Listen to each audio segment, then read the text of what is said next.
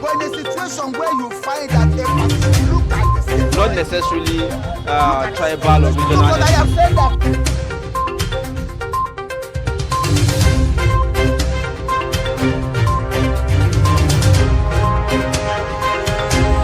We're going to start looking at the papers this morning. I think we're going to start with the Guardian newspaper, which is actually here right now. So the front page of the Guardian carries this headline: Supreme Court throws out Buhari's Executive Order 10. That is the first headline on the front page of the Guardian. HURIWA, Lord's judgment, and it's a setback, says lawyers. Governors will take position after studying judgment, says Fayemi, an order not unconstitutional, dissenting judge insists. Those stories, that is on page 2 of the Guardian, and it's the major headline on the front page. We check another story that says there's actually an interview. Say Wale Oke, the South should produce a Christian president. That is on page 4 of the Guardian. Leave legacy of credible elections in 2023. Tambuwal Magharifi, others tell Buhari. That is another story on the front page of the Guardian. And talking insecurity, gunmen kill Kaduna government official, kidnap nursing mother and baby. And of course, on the bottom of the front page, you'll find a story that says Senate probes payment of 698 million for unexecuted NDDC contracts, on page 5 of the Guardian newspaper. So those are the headlines on the front page of the Guardian this morning.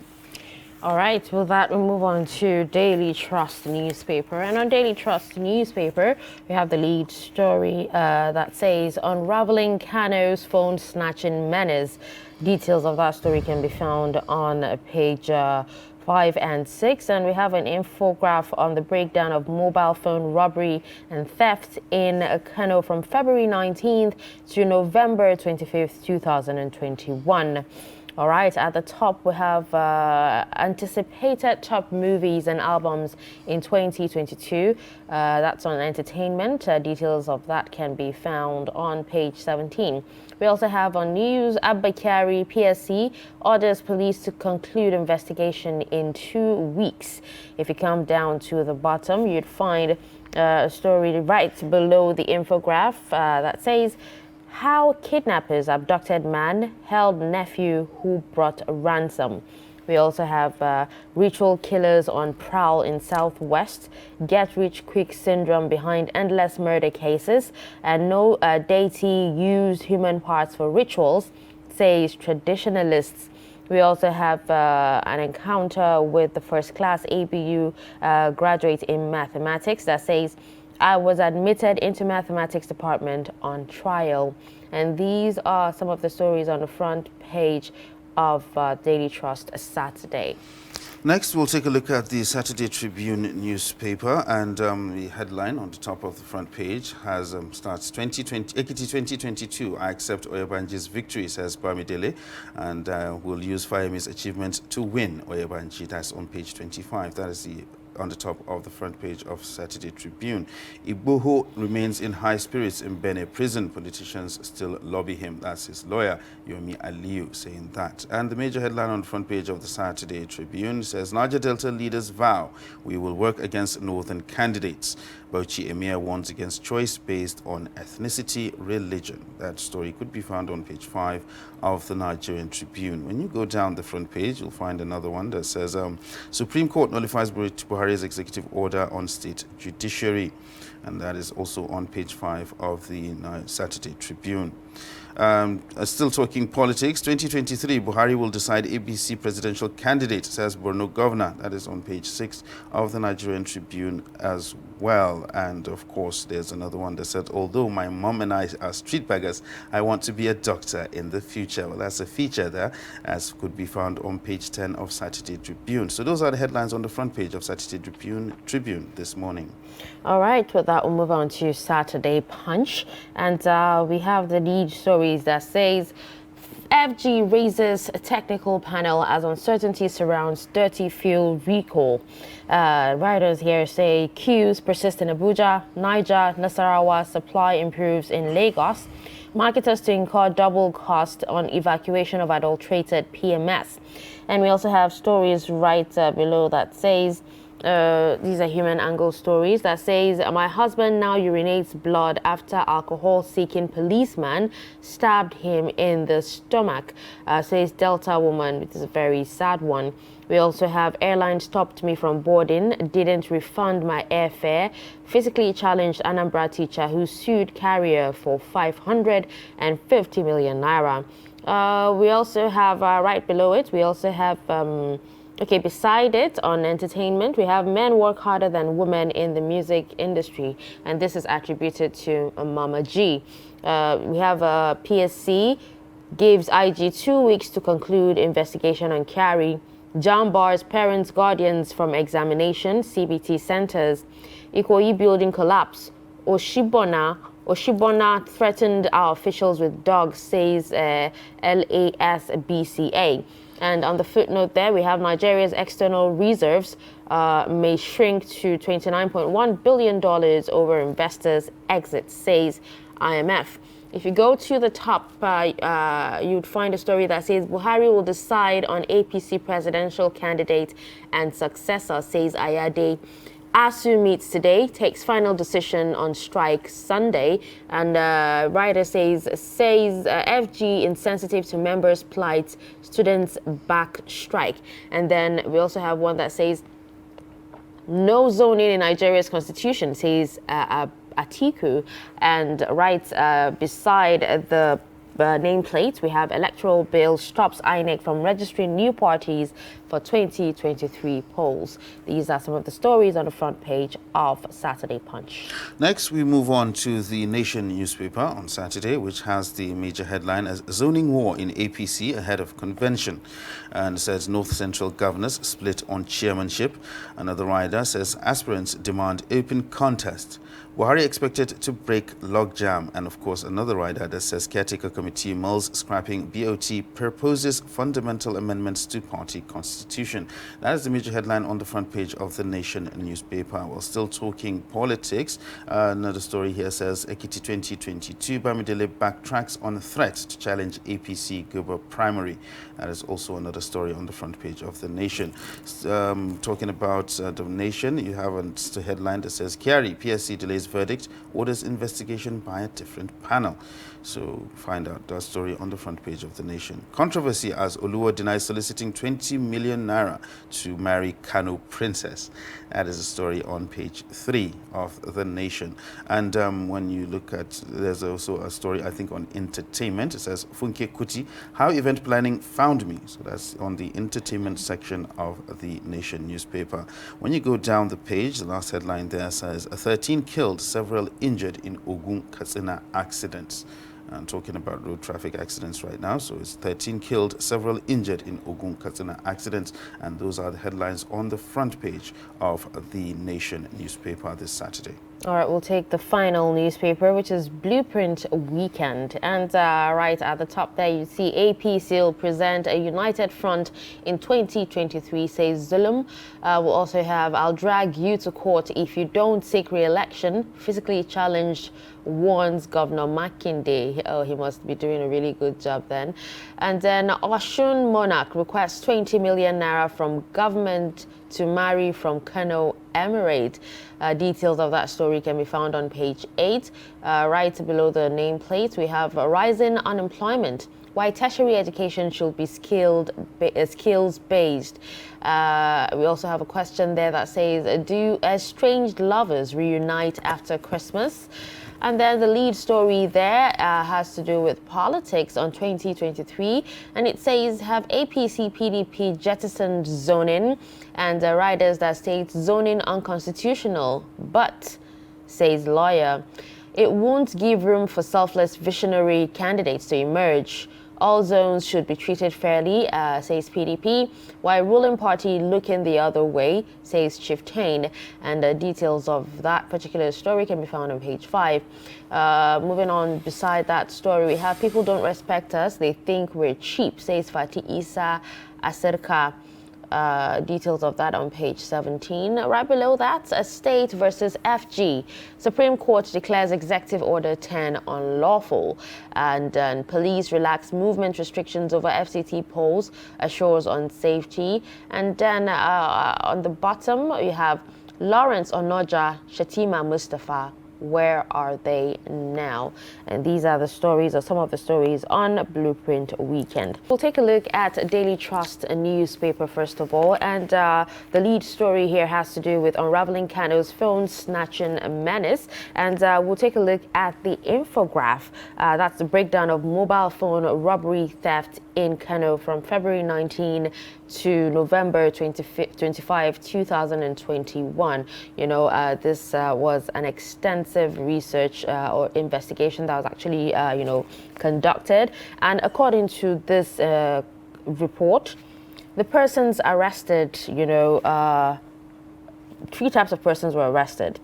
Thugs, that's the Endaba, as they call it in Kano, 1,220 of them were arrested. Suspected drug dealers, 128 of them were arrested, and then hackers, 25 of them were arrested in, conjunction with the phone snatching menace.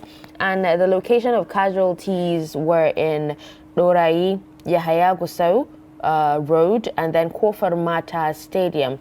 And the number of suspects arrested in each location, in the whole of Kano, it's these three places, that has been found, wanting when it comes to phone snatching. And then some of the items recovered from the suspects arrested, 618 knives, 586 mobile phones, 1,718 SIM cards, 14 ATM cards, 1,042 packets of tramadol valued at 29.75 million naira, 14 cartons of fake drugs valued at 2.4 million naira, 16 bags, 410 parcels of Indian hemp valued at 15.35 million naira, 1,499 packets of Exol tablets valued at 44.32 million naira, 75 cartons of expired diclofenac tablets, 235 pieces of sock and dye, and then 3,058 packets of diazepam tablets. These are some of the items I recovered from those that were arrested, So moving on to Ibrahim, what's your take on, the whole phone snatching menace in Kano? The problem is when we talk about insecurity, our mind races to banditry and terrorism and ISWAP and all those things. We actually forget the, let's say, I don't want to call them the little things, but the things that actually happen close to us. You understand? These phone snatching things, it's really a menace, and I believe it's not only in Kano, in a lot of places as well. It's very rampant. You have this youth that actually don't do much, and they use the opportunities to harass people, and of course collect their phones and whatnot. So it's really something that is it's a growing menace. It is a growing menace, and well, it's a good thing that investigations like this are actually being made so that we can identify places that these things occur on a regular, so that maybe the security agencies can actually take note of these things and try to make a difference. And of course, well, with the arrests and whatnot, we have very high numbers, and that means someone is doing something right somewhere. So I think we're on the right track to be able to forestall this thing, because these people are the ones that graduate into becoming the terrorists that we're dealing with right now. Especially for thugs, that's the end of us. Exactly. So they've already started it on a small scale. Before you know what's happening, they expand, and then they become something else. So I think it's something that we should try as much as possible to curtail as it is right now on this particular level.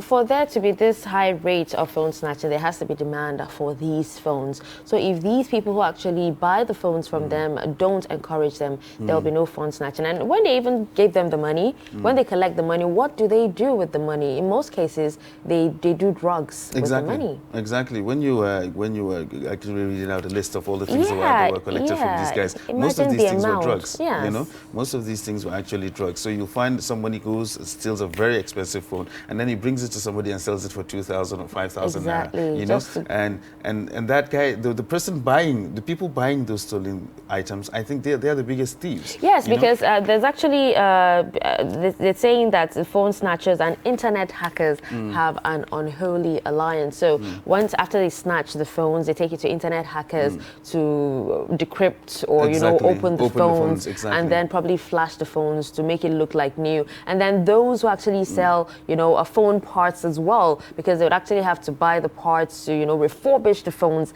And then these people end up reselling it at same or even higher rates or even London used. Exactly. So that's actually, that's even an easier part of it, because yes, a lot of people can, unsuspecting people can go and buy these stolen phones as maybe used phones or even probably even brand new. But you have situations whereby people actually know that these phones are stolen and then they buy them. A phone that costs maybe 200, 300,000 when they sell it for 50,000, you understand? And we call them, in Hausa they call them barawazoni. You understand? Because he just sits down, he waits for these guys, they go, they commit the crimes, they bring the, and he reaps the benefits because he buys it at very cheap rates and then he sells them at exorbitant prices as well. So even those people, those are the ones that we actually need to get because they encourage these people to do it. If I know that if I steal a phone today, I will not get where to sell it, and I can't be able to use that phone, then why steal it in the first place? So the market needs to be curtailed first before we can be able to say, okay, we are making headway in what we're doing. Okay, now with the rate at which, you know, a lot of people, the rate at which the NIM and NIN SIM card registration is actually going right now, you know, with people not sure of, you know, hackers, you know, their personal identity being hacked and everything, security of their data and all that, and how difficult it is for you to even, you know, go, and that if you lose your SIM card, how difficult it is for you to get that particular number back. You have so many SIM cards, you know, being recovered. That's 1,718 SIM cards, and in most cases, these people actually sell these SIM cards, right? And who knows, to terrorists or to bandits. Exactly. And in turn, you know, because it's your identity that is being used, you end up getting arrested, you know, for aiding and abetting kidnappings or terrorism. Exactly. Well, I think these are all the things that the NIN registration and what signed them to the SIM cards. I think those are the things that they're trying to address, you know. But unfortunately, is it working? It does, exactly. Unfortunately, sometimes because if I lose my SIM now and I think about the cumbersome nature of how I'm going to be able to retrieve that SIM, sometimes people feel, why don't you just leave it and buy a new one? You know, it's actually easier for me to just register and just start using it. But whereas that other SIM is still active and it still carries your details on it. And if somebody goes and uses it for something criminal, definitely you're the person that's going to be caught because it's your information that is there. Definitely. You know, so maybe we should try looking at a way whereby we can simplify these processes so that it can be easier for people to actually retrieve their SIM cards. And I think some of the telecom companies are actually trying to do that right now because they don't require so much documentation. All you need is probably your NIN, and once your information is verified, that can be sorted out as well. So I think these are things that we need to do so that we can curtail these things. I also think I've heard, you know, reports that you can actually go for an eSIM. Yes, there are actually phones that there are phones that support eSIMs. Oh, there are phones. Oh, yes, there are phones that support eSIMs. For now, I think the phones that I've seen that support eSIMs are really on the high side. Okay. Yes, it's not for people like. So you don't need like a hardware. No, there's no physical SIM. SIM. Yes, there's no physical SIM. So it's actually just like tied to your phone. Okay. You know, so but so even if you lose your phone, you can always replace it. Yes, you can. Or you can always get it back with another phone. Exactly, on another phone. You understand? Okay. If that phone is compatible to the eSIM, that is. So if you don't, okay. All right, so let's leave it at that. Let's move on to another story, talking about ritual killers on prowl in Southwest. You know, a lot of young boys these days, I do not know where we actually got it wrong. I don't know where we got it wrong. The need for them to actually, you know, get rich, you know, at such a very young age without putting in the work, you know, is something to be worried about. Well, sometimes I think, I know a lot of people don't like to hear me say this, but I think social media actually has a very, very big role to play here. You know, a lot of people see a lot of things on social media. And most of these things are actually fake. Exactly. They look at those lives of those people living celebrity lifestyles, spending a lot of money, doing all sorts of things, and they feel that as if, okay, well, I'm feeling left out, you know. And then you go to somebody, you meet one babalao, and he tells you to bring a couple of eyes and a few noses, and then he'll be able to work the magic for you. And then you find people actually going into these things because they want to live that kind of lifestyle that they see with the other people living. But if you're looking up to these people, why not find out how they made their money? Yes, well, the First, unfortunate because most thing, of them, some of them actually make their monies, you know, illegally. yes, there are those that actually And make they've the money. actually been on it for a really long time. It took them time to get to where they are. Well, you see, the thing is, for the most part, I actually believe that most of the people who have made that legal money do not spend it in the way that you actually see other people spending it. That's the people who have made it the easy money. You know, they don't spend it like that, because if I know I've worked hard for this money, then I'll not go and start spending lao. You understand? Just like that. So most of these people look up to these guys who actually advertise this lifestyle of theirs on social media, and they want to be like these guys, you know. And just like you said, they don't want to put in the work. When you see somebody having a very good lifestyle, spending money, having all the riches in the world, and then you ask around and they tell you he spent 20, 30 years grinding before he was able to reach that particular status, they get discouraged and they feel, okay, I don't want to put in this work. Where is an easier way for me to do this? How can I be able to make this easy?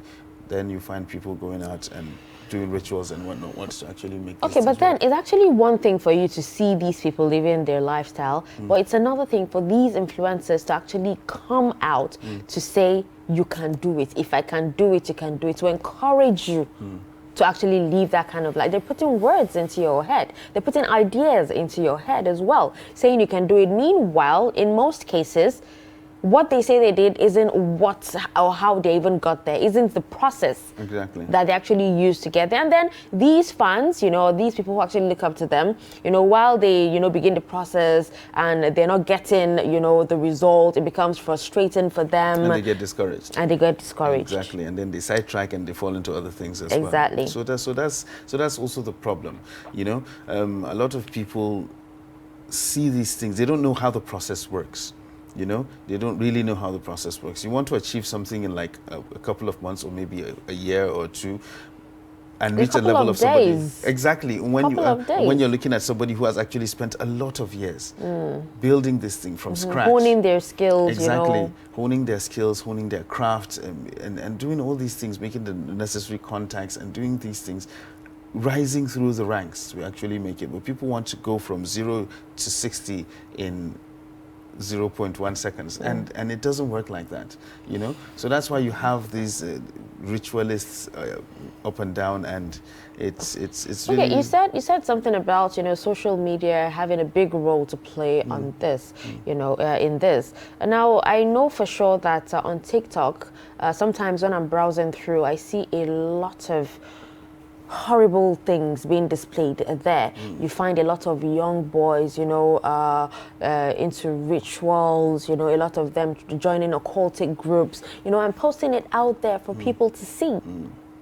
So those are the kind of things. Yes, you know, social media really needs to be regulated.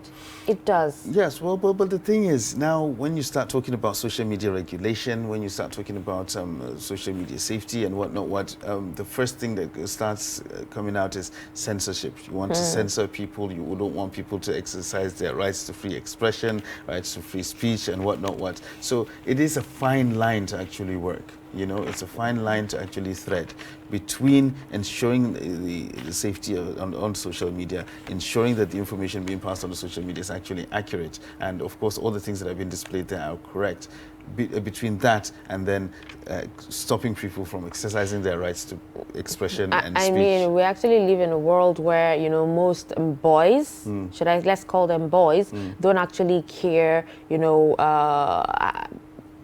what it takes to actually make money, as long as they get that money. And most of the girls, knowing that these guys, actually make their money illegally, or in some kind of way, they don't care as long as they get the money as well. Yeah, So they want to chill with the big boys. that's just the bottom line. You understand? You want to be out there balling. And you don't want to work for it. That is the thing. Because if you work for it, definitely you won't ball as hard as you want to. Definitely. No, definitely. You would know the pains exactly. it took you to actually make that all money. you go after is, what makes you content. Exactly. And then how you can be able to turn what you already have into something, more money. into something else. Exactly. You won't go out there balling and spending money uselessly. But that's what these people actually want. That's why they go into these things. And it is getting a bit rampant these days. I don't know if you've noticed it. Recently, it is. It has actually. It's everywhere. Yes, there's an upsurge in all these ritual And it usually killings. happens, when it's election season. Yes. Let's not go into that. Exactly. But we also have, the Traditional Religious Worshippers Association, appalled by this particular trend, saying that no deity actually use human parts for rituals. Yes, if you find a real traditional worshipper, he will tell you that you understand human sacrifices are not part of all these things. They actually called on government to clamp down on self-acclaimed ritualists that claim to have power to enrich, others through human parts. Yes. So that's the thing. If they can actually make these people rich. Are they rich themselves? That is something that you actually need to look at. But, they'll give you another story that they can't make it for themselves. The power is for them to help others, not for them to help themselves. And those kind of stories, you understand. So, it is something that is actually very rampant.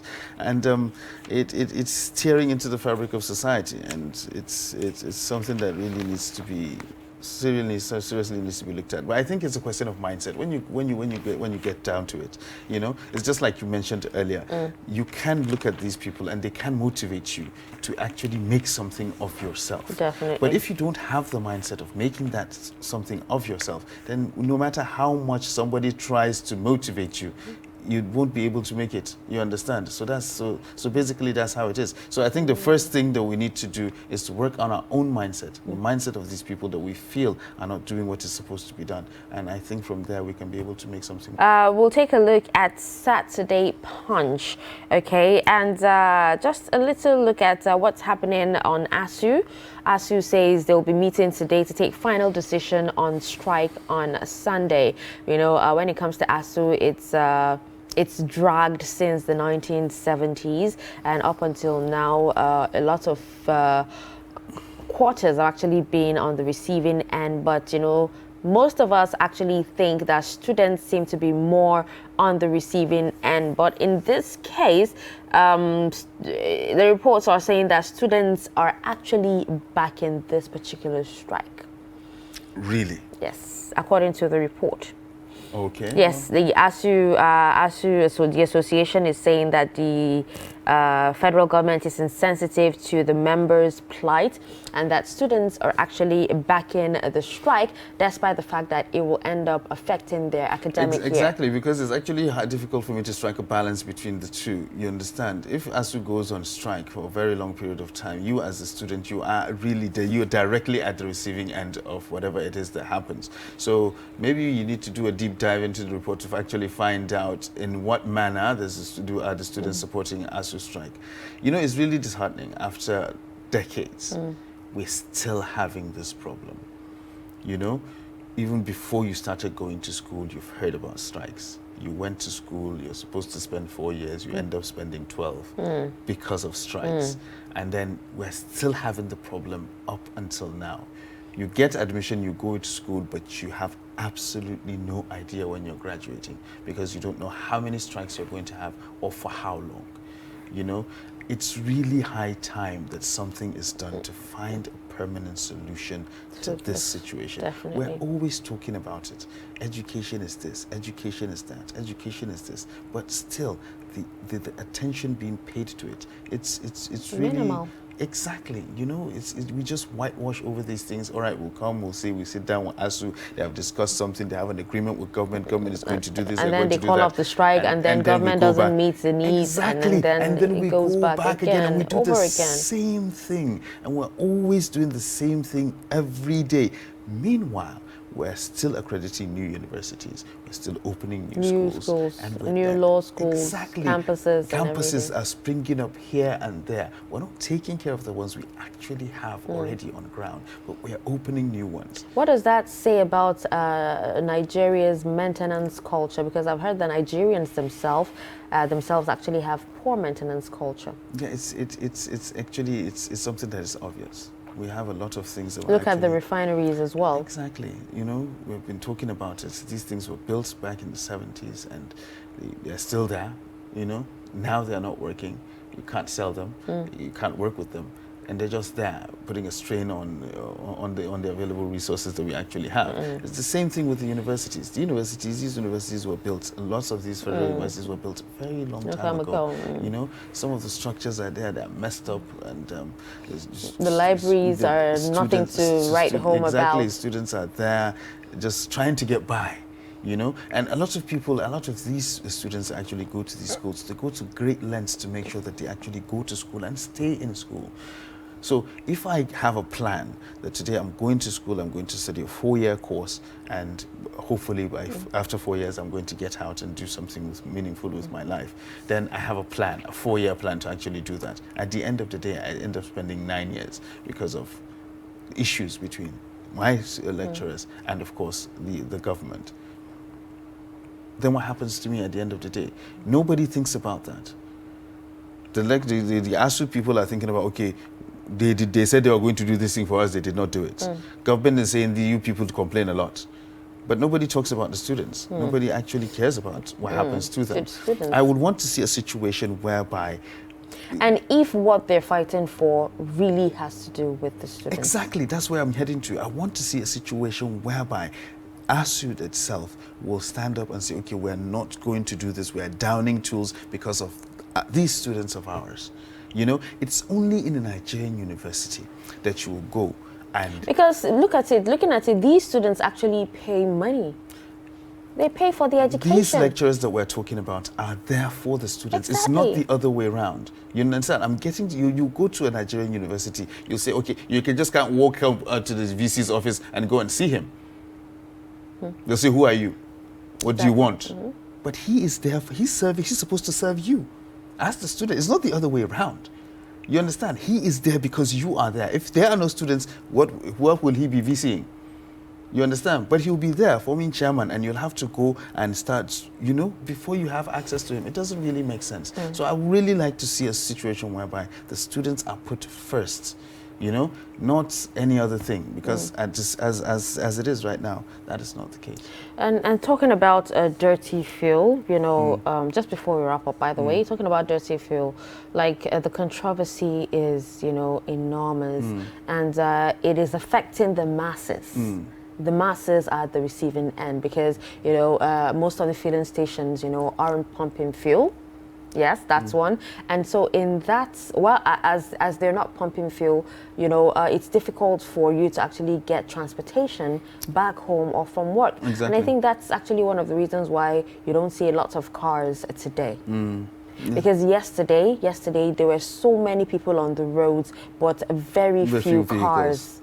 Very, very few cars. Because most of them are actually at the few fueling stations and are actually selling the fuel, trying to get it, you know? And that is if you were not affected by the dirty fuel that you bought and it affected your car. And then even those who actually had the fuel hoard. Yeah. They're hoarding the fuel. Because of the uncertainty, you understand? And some of them actually, not because of the uncertainty, they're just hoarding it so that they can create an artificial scarcity. Exactly. And then probably sell it on the black market.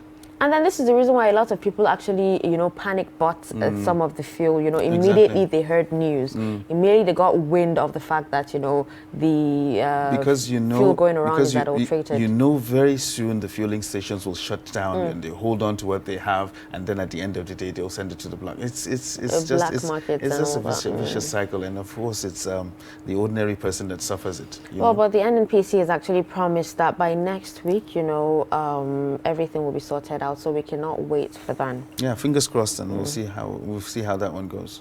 All right, with that, we've come to the end of a newspaper review. We'll take a quick break, and when we come back, it'll be talk. But in a situation where you find that a person look at the same, Not necessarily tribal or regional. because I have said that